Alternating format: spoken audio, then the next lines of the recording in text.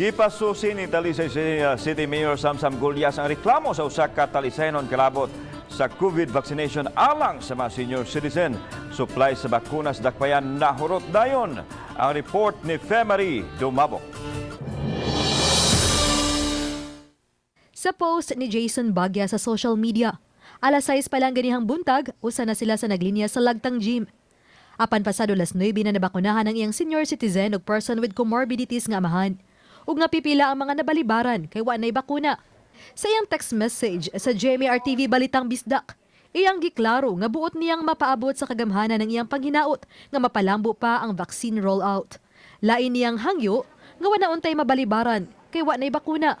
Sa iyang bahin, giisip ni Mayor Samsam Gulyas ang gipadangat ni Bagya nga usa ka hagit diya sa pagpalambo sa dakbayan sa vaccine rollout.